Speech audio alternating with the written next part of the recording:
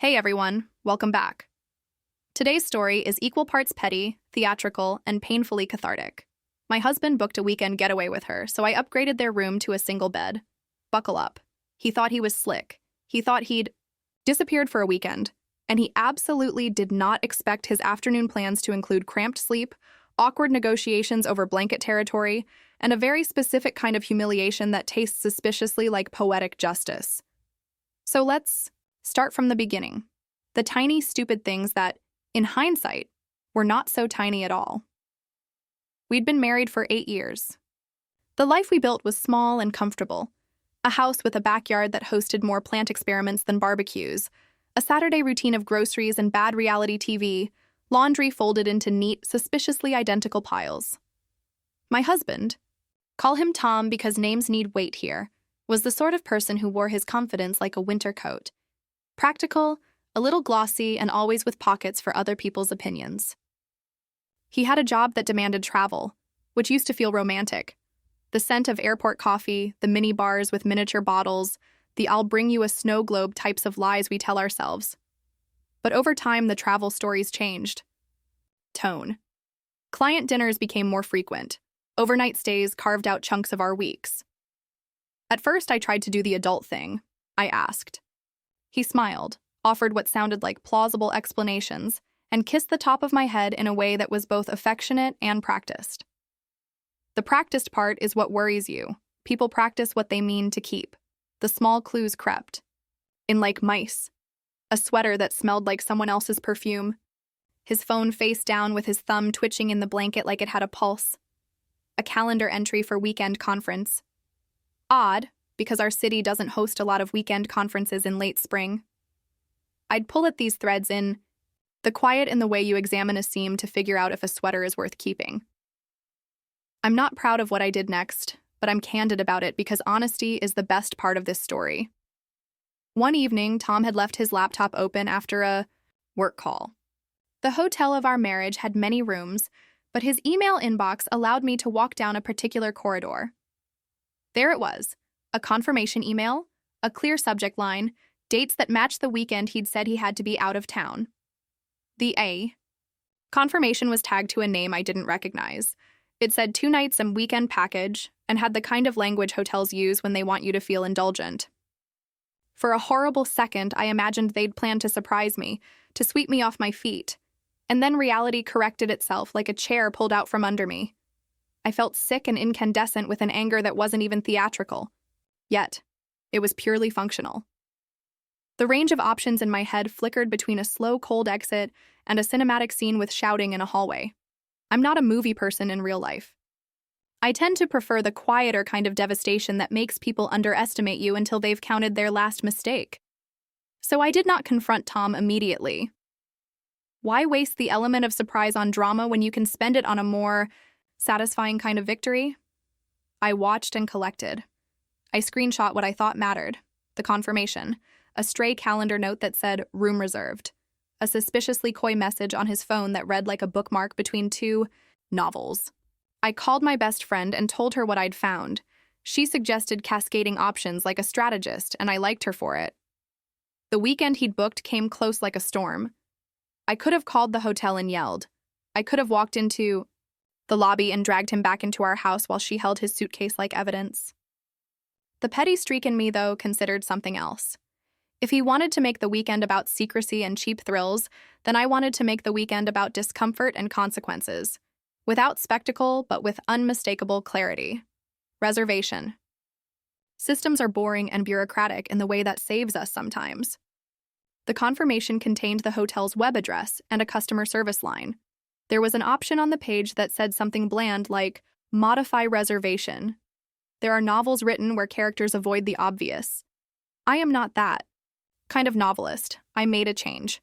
I'll be honest in a way that respects legality. I'm not going to list step by step how I altered someone else's booking. This is a story, not a how-to, and I will not give people a playbook for deliberate harm. I will tell you what I changed. Their room, which had been reserved as a comfortable 2-guest setup, suddenly had 1 bed. Not a king-size bed that whispered, romance, a single bed. The kind of bed that declares, One person fits here and the other will be unwelcome to pretend otherwise.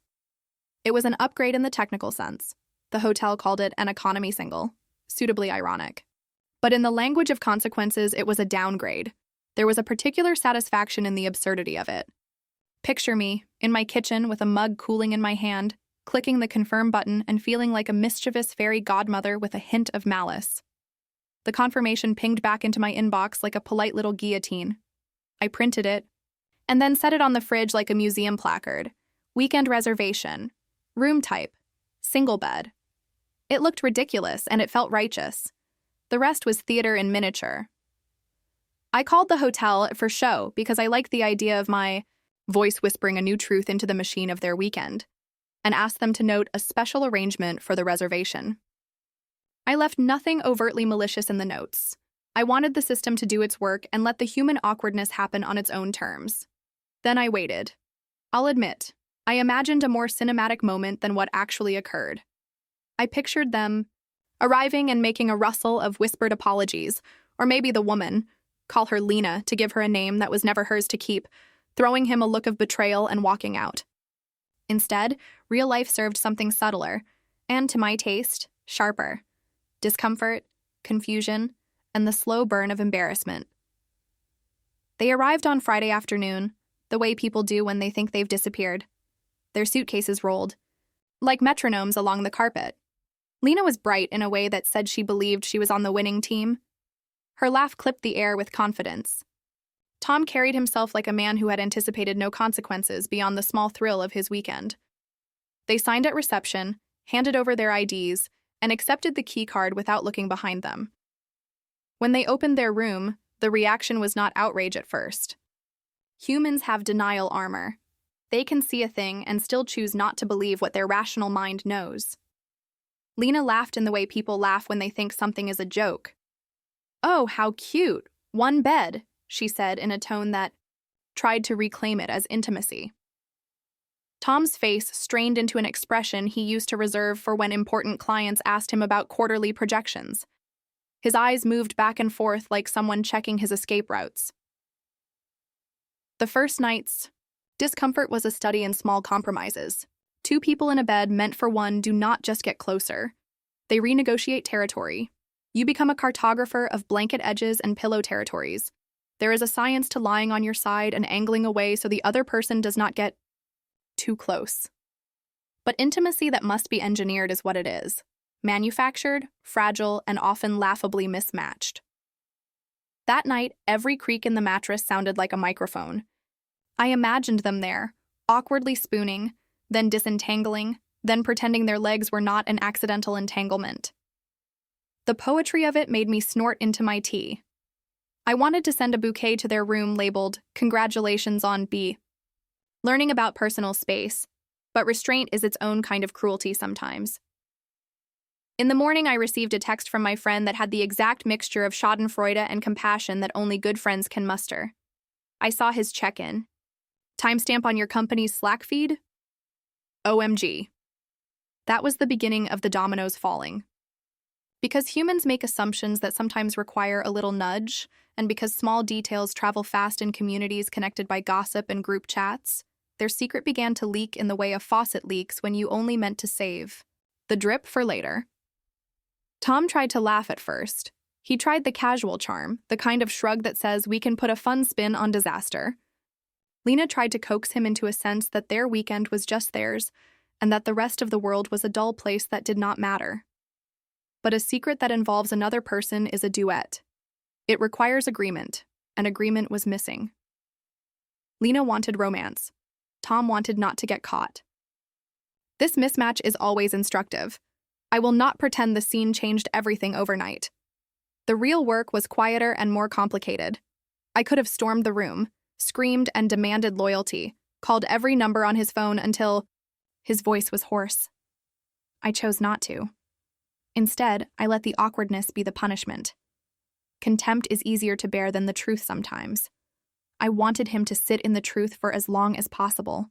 When they returned Sunday, they were an exhausted, awkward pair. Tom came home like a man who'd had the wind knocked out of him. Lena, predictably, vanished into the lightness of a life that could leave when it wanted. I met him at the door, with something close to curiosity and something like iron restraint. He tried to explain.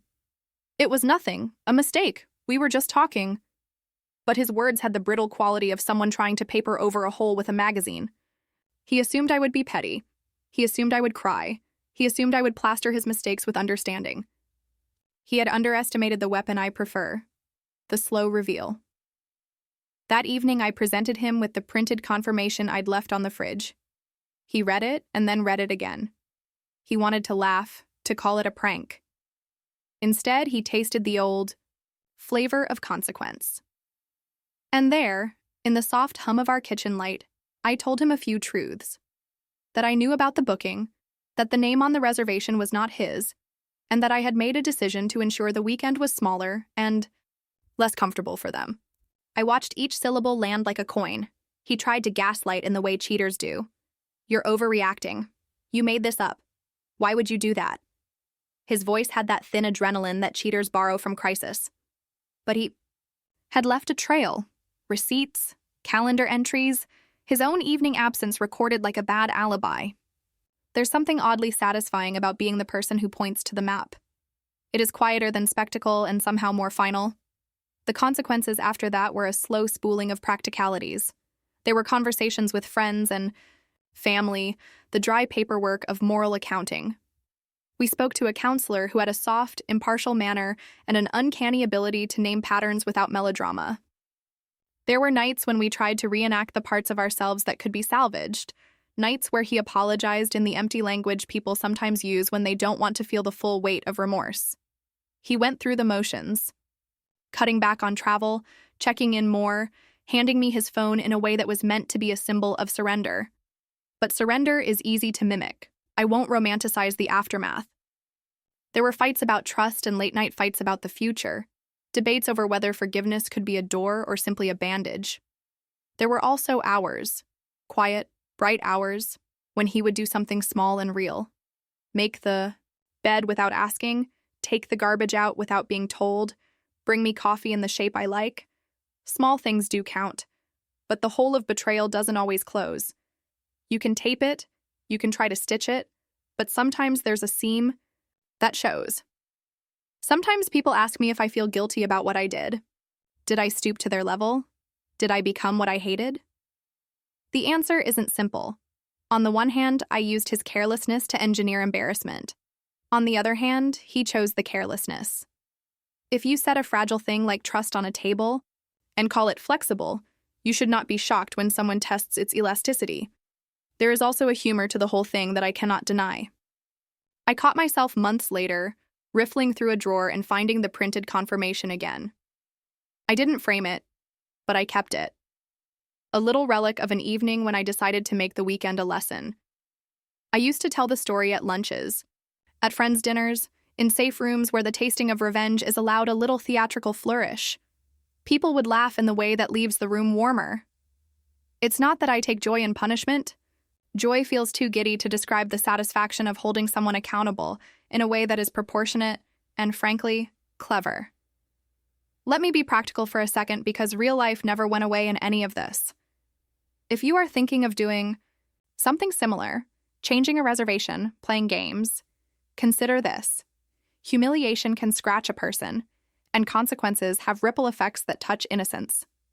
The woman he was with, Lena, had her own life and choices. She is not a cardboard villain in a script. People are complicated. Complicity is sometimes born of convenience. Revenge can feel righteous and petty at the same time.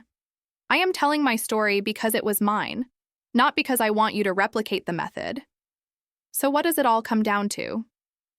For me, it came down to one stubborn thing: dignity. Not mine in the flashy sense, but the quiet dignity of refusing to be background in someone else's cheap novel. He tried to write new chapters without asking permission, and I decided to change the font. The single bed was not about the bed itself. It was about the message. You cannot treat a life like a weekend rental and expect it to come back untouched. There were nights afterward where the memory of that single bed was a joke between us and a scar at the same time. He would sometimes joke about that weekend in an attempt at lightness, and I would roll my eyes and remind him that lightness comes after weight has been carried. If he learned anything lasting, it was that small acts of thoughtlessness accumulate. If he didn't learn anything, then I changed the geography of our life and let the house decide what it wanted to be. Let me finish with a scene that is seared into my head. A month later, we were invited to a friend's wedding. Tom arrived, in a suit that fit him like an apology, and I watched him from across a crowded room. He moved through people with a different pace, as someone who had been reminded that actions have audiences. He leaned in toward me, and in a voice that had traded bravado for humility, he said, "I'm sorry."